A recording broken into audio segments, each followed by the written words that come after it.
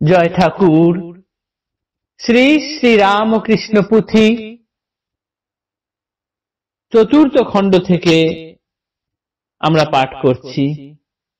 শ্রী শ্রী ঠাকুরের অশেষ কৃপায় আমরা শ্রী শ্রী রামকৃষ্ণ পুঁথির অনেকখানি পাঠ সমাপ্ত করতে পেরেছি।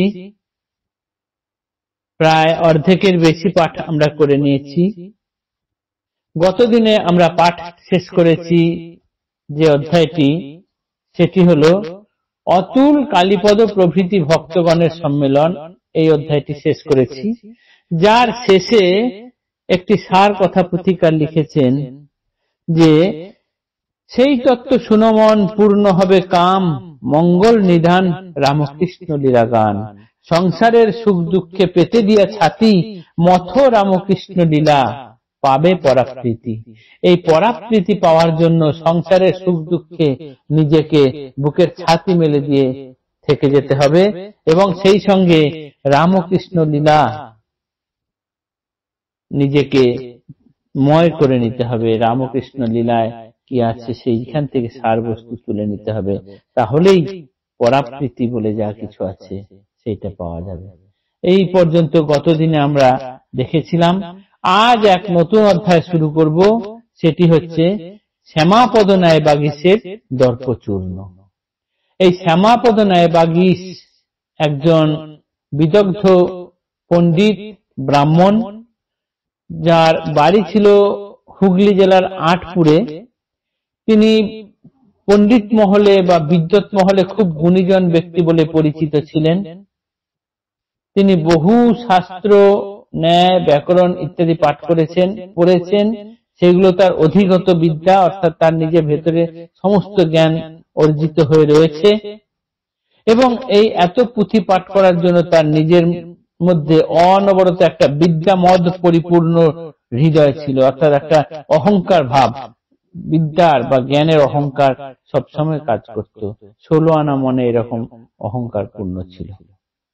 এমত অবস্থায় এই বিদগ্ধ পণ্ডিতকে তিনি কি করতেন না, জ্ঞানী গুণী মহল বা ধনীগণ সর্বদা তাকে বিভিন্ন যজন যাজন কাজে ডাকতেন এবং তার জন্য অনেক অর্থ ইত্যাদি দিতেন। এর ফলে এই ব্রাহ্মণের প্রচুর অর্থ উপার্জনও হতো। এই রকম এই ব্রাহ্মণকে, শ্যামাপদ ন্যায় বাগীশকেই একবার উত্তরপাড়ার জমিদার জয়কৃষ্ণ এনেছেন যজন যাজনের কাজে তার বাড়িতে। বাড়িতে আসার পর একদিন দেখছেন যে এই জমিদার জয়কৃষ্ণ একটি পুস্তক পাঠ করছেন। তখন কি পুস্তক জিজ্ঞাসা করায় তিনি নাম বললেন যে পুস্তকের নাম হলো এই গুপ্ত কথা, এইরকম। তো বললেন যে এখন আর ওসব পুস্তক পড়ে লাভ কি, যে বয়স তো অনেক হলো, আর তো খুব বেশি সময় নেই। এখন তত্ত্ব কথা যাতে আছে সেই সব গ্রন্থ বেশি বেশি করে পড়া দরকার। ইতিমধ্যেই জমিদার অনেক এই ধরনের বই পড়ে নিয়েছেন, যার ফলে উনি এই ব্রাহ্মণকে উত্তর দিতে পারলেন এই বলে যে পড়েছি অনেক বই, কিন্তু দেখলাম কোনো কিছুতেই তেমন কিছু নেই। যদি শাস্ত্র পাঠ করে যদি কোনো বস্তু না লাভ হয়, তবে যত শাস্ত্রই পাঠ হোক না কেন সবই বৃথা। এই কথাটি ব্রাহ্মণের বুকের মধ্যে সেলের মতো বাঁধলো। কেননা ব্রাহ্মণও তো অনেক বই পুস্তক, শাস্ত্র, ব্যাকরণ ইত্যাদি পাঠ করেছেন, কিন্তু তার তেমন কোনো কিছু বস্তু মিলল কোথায়, এই তার মনের মধ্যে আর ঘুরপাক খেতে লাগলো।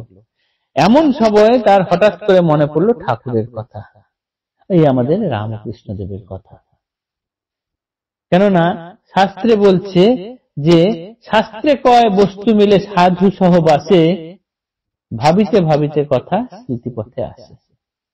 এইটা আসার পরেই তার হঠাৎ করে মনে হলো এই রামকৃষ্ণ দেবের কথা, যে এই রামকৃষ্ণ দেবকে যদি পাওয়া যায়, তার সঙ্গে যদি সঙ্গ করা যায়, তাহলে হয়তো কিছু লাভ হতে পারে। এই অংশটুকুই আজকে আমরা পাঠ করব। শ্যামাপদ ন্যায় বাগীশের দর্পচূর্ণ, পৃষ্ঠা সংখ্যা 489 থেকে 490।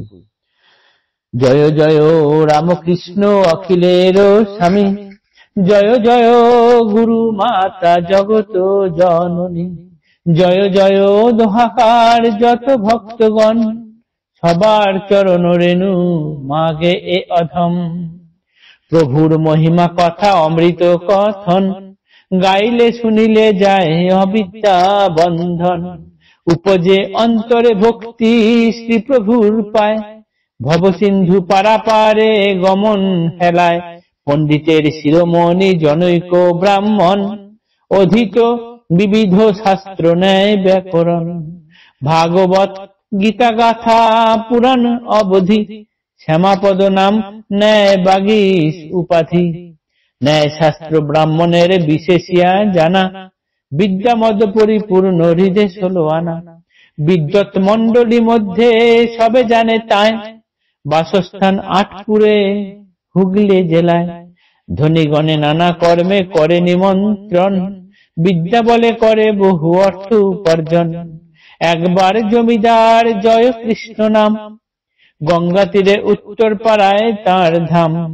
প্রয়োজনে আনাইল এই দ্বিজ বরে, যজন কাজের হেতু আপনার ঘরে। একদিন জয় কৃষ্ণ সদর বৈঠক, পড়িছেন উপন্যাস গল্পের পুস্তক। হেন কালে দ্বিজবর হাজির তথায়, কি বই করিছ পাঠ জিজ্ঞাসিল তাই। জমিদার জয় কৃষ্ণ করিয়া সম্মান, বলিলেন গুপ্ত কথা পুস্তকের নাম। হাসিয়া হাসিয়া দ্বিজ বলিলেন তাই, দেখা গেল আজীবন আয়ু প্রায় সায়। আর কেন উপন্যাস গল্প কথা ছাড়ো, তত্ত্ব কথা যাই আছে হেন কিছু পড়ো। পড়িয়া গ্রন্থাদি বহু জয় কৃষ্ণ কয়, বুঝিয়াছি কিসেতেও কিছু নাহি হয়। মন্ত্রপুত বান যেন লক্ষ্য ভেদ করে, তেমতি পশিল বাক্য দ্বিজের অন্তরে। চমকিত হইয়া ভাবেন মনে মন, নিজে বহু করিলাম শাস্ত্র আলাপন। কি ফল হইল তাই বুঝিতে না পারি, শাস্ত্র পাঠ মাত্র কিন্তু বস্তু নাহি হেরি। শাস্ত্র আলাপে বস্তু নাই কি করি এখন, শক্তি নাই আচরিতে সাধন ভজন। উদ্ধার উপায় তবে কিসে অতঃপর, বিষম চিন্তায় মগ্ন হইল দ্বিজবর। ভাবিতে ভাবিতে কথা স্মৃতি পথে আসে, শাস্ত্রে কয় বস্তু মিলে সাধু সহবাসে। তবে এবে সাধুজন পাই কোনখানে, হেন কালে শ্রী প্রভুর নাম পড়ে মনে। দিনের সম্বল নাম প্রভুর আমার, শক্তিহীন গাইবারে নাম মহিমার। নাম বলে ধ্রুব মিলে পতিত পাবনে, শত শত সাক্ষী তার ভক্ত সংযোটনে। তার মধ্যে মুই এক মহাভাগ্যবান, দেবেন্দ্রের কাছে প্রাপ্ত রামকৃষ্ণ নাম। নামদাতা যেই জন গুরু বলি তারে, পেয়ে নাম পূর্ণ কাম হইল অচিরে। দেবেন্দ্র আমার গুরু প্রভু ভক্ত তিনি, বারে বারে বন্দি তাঁর চরণ দুখানি। প্রভু ভক্তে গুরু রূপে পায় যেই জন, ইষ্ট লাভে দেরি তার না হয় কখন। সেই ভক্ত সেই প্রভু সেই তার নাম, তিনে একে তিন প্রভুর বিধান। শ্রী প্রভুর নামের তুলনা ধরো যদি, ঠিক যেন একটা না বড়সার নদী। লয়ে যায় জীবরূপ তৃণের সত্তর, মূর্তিমান প্রভু যেতা দয়ার সাগর। নদী তীরে ভক্তবর্গ সদা ভ্রাম্যমান, দুকুলে যা মিলে লয়ে তুফানে ভাসান।